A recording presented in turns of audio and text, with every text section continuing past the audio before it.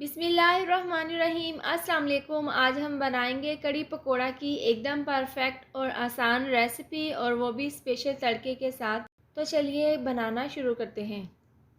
कड़ी पकोड़ा बनाने के लिए सामान हमने तैयार कर लिए हैं, और सबसे पहले मैंने यहाँ पर ली थी 1 किलो दही, और उसको ग्राइंडर जग में डालकर ग्राइंड कर लिया था और इसमें बाउल में डाल दिया। साथ में मैंने इसमें पानी भी डाल दिया है और इसकी लस्सी इस तरीके से बना ली है। इसके बाद हम 4 बड़े चम्मच डाल देंगे इसके अंदर बेसन के, और इसको हम मिक्स कर लेंगे। लस्सी में बेसन को मैंने मिक्स कर लिए हैं। इसके बाद कड़ी के लिए मसाला तैयार कर लेंगे। तो एक कढ़ाई में हाफ़ कप ऑयल हम गरम कर लेंगे। ऑयल अभी हम कम ही रखेंगे, तड़के के वक्त हम कड़ी में ऑयल डाल देंगे। और यहाँ पर ऑयल गरम हो चुका है। इसके बाद एक मीडियम साइज़ का प्याज इसके अंदर डाल देंगे, और हल्का सा गोल्डन कलर आने तक इसको ऑयल में फ्राई कर लेंगे। प्याज में हल्का सा कलर आने के बाद 1 चम्मच डाल देंगे लहसुन का पेस्ट, और इसको हम मिक्स कर लेंगे। मिक्स करने के बाद एक अदद टमाटर बारीक काट कर ये हम इसके अंदर डाल देंगे, और इस तरह से टमाटर डालने के बाद हम इसको कवर कर देंगे। चंद सेकंड के लिए ढककर हम इसको पका लेंगे। टमाटर डालने के बाद हमने इसको कवर करके चंद सेकंड के लिए पका लिए हैं, और प्याज का कलर भी पहले से डार्क हो चुका है। इसके साथ ही हम इसके अंदर हाफ़ कप डाल देंगे पानी, ताकि प्याज और टमाटर हल्के से सॉफ्ट हो जाएं। इसके बाद हम इसके अंदर मसाला जार डाल देंगे। तो 1 चम्मच डाल देंगे पिसी हुई लाल मिर्च, आधी चम्मच हल्दी पाउडर, और 1 चम्मच हम इसके अंदर डाल देंगे धनिया पाउडर। और ये डालने के बाद लास्ट में हम 1 चम्मच डाल देंगे नमक की। ये तमाम मसाले डालने के बाद हम इसको मिक्स कर लेंगे, और यहाँ पर हम तेज़ आंच करके मसाले को अच्छे से भून लेंगे। कड़ी के लिए मसाला हमने अच्छे से भून लिया है और मसाले ने ऑयल छोड़ दिए हैं। इसके बाद जो लस्सी में हमने बेसन मिलाकर रखा था वो हम इसके अंदर डाल देंगे। डालने के बाद हम इसको मिक्स कर लेंगे। मिक्स करने के बाद 3 से 4 ग्लास हम इसके अंदर पानी डाल देंगे, और इसको हम मिक्स कर देंगे। मिक्स करने के बाद नीचे से आंच तेज़ कर देंगे, और एक उबाल आने तक हम इसको ऐसे ही पका लेंगे।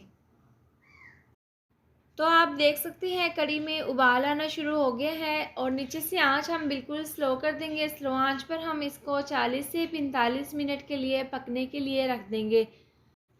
कड़ी को पकने के लिए हमने रख दिया है। इसके साथ ही पकोड़ों के लिए हम सामान तैयार कर लेंगे। तो एक बड़े बर्तन में एक बाउल भरकर डाल देंगे पालक की, और 4 से 5 बारीक कटी हुई सब्ज़ मिर्चें, 2 से 3 चम्मच सब्ज़ धनिया के, और इसके साथ ही हम इसके अंदर डाल देंगे एक अदद आलू हमने इस तरह से छील कर काट लिए हैं, और 2 से 3 चम्मच डाल देंगे बंद गोभी के। इसके बाद 1 चम्मच डाल देंगे नमक की, 1 चम्मच कुटी हुई लाल मिर्च, आधी चम्मच डाल देंगे हल्दी पाउडर की। इससे बहुत ही अच्छा सा कलर आएगा पकोड़ों में। और ये डालने के बाद 1 चम्मच डाल देंगे पिसा हुआ धनिया पाउडर, और आधी चम्मच डाल देंगे साबुत धनिया। इससे बहुत ही अच्छी सी खुशबू आएगी पकोड़ों में। और ये डालने के बाद आधी चम्मच डाल देंगे पिसा हुआ गरम मसाला। तमाम मसाले डालने के बाद 1.5 कप के करीब हम इसके अंदर डाल देंगे बेसन की, और इसको हम मिक्स कर लेंगे। इस तरह से मिक्स करने के बाद हम इसके अंदर पानी डालकर हाथों की मदद से इसको मिक्स कर लेंगे। थोड़ा थोड़ा पानी डालकर हम पकोड़ों के लिए ज़बरदस्त सा मिक्सचर तैयार कर लेंगे। तो यहाँ पर हमारा पकोड़ों के लिए मिक्सचर तैयार है। इसको हम रख देते हैं 10 मिनट के लिए साइड पर, और जो कड़ी हमने पकने के लिए रखी थी उसको हम चेक कर लेंगे। कड़ी को स्लो आंच पर पकते हुए 30 से 35 मिनट हो गए हैं, और इसमें काफ़ी अच्छा सा कलर आ चुके हैं, और ये गाढ़ी होना शुरू हो चुकी है। इसके साथ ही हम इसके अंदर 5 अदद सब्ज़ मिर्चें दरमियान से कट लगाकर इसके अंदर डाल देंगे, और इसको हम मिक्स कर देंगे। इससे कड़ी में बहुत ही अच्छी सी खुशबू आएगी, और मज़ीद हम इसको 10 से 15 मिनट के लिए और पका लेंगे। इसके साथ ही दूसरे चूल्हे पर हम पकौड़ों को फ्राई कर लेंगे।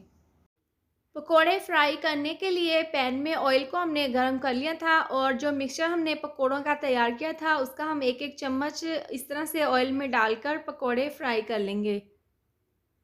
तो एक साइड से इनको फ्राई होते हुए 2 से 3 मिनट हो गए हैं। इसके बाद तमाम पकोड़ों की साइड को हम चेंज कर देंगे, और दूसरी साइड से भी हम इनको इसी तरह से फ्राई कर लेंगे। दोनों साइड से हमने इनको हल्का सा फ्राई कर लिया है। मज़ीद अच्छा सा कलर आने तक हम इनको और अच्छे से फ्राई कर लेंगे। पकोड़ों को हमने मज़ीद अच्छे से फ्राई कर लिया है और इनमें अच्छा सा कलर आ गया है, तो ये तमाम पकोड़े हम निकाल लेंगे और जो बाकी का मिक्सचर है उनके भी हम इसी तरह से पकोड़े तैयार कर लेंगे। कढ़ी बिल्कुल तैयार है और पकोड़े भी हमने तमाम फ्राई कर लिए हैं। इसके बाद तमाम पकोड़े हम कढ़ी के अंदर शामिल कर देंगे और इसको हम रख देंगे एक साइड पर। इसके बाद जो हमने इसका तड़का लगाना है वो हम तैयार कर लेंगे। जिस ऑयल में हमने पकोड़े फ्राई किए थे वो हाफ़ हमने ले लिया है और 1 चम्मच इसके अंदर डाल देंगे साबुत ज़ीरा और हल्का सा कलर आने तक हम ज़ीरे को ऑयल में पका लेंगे।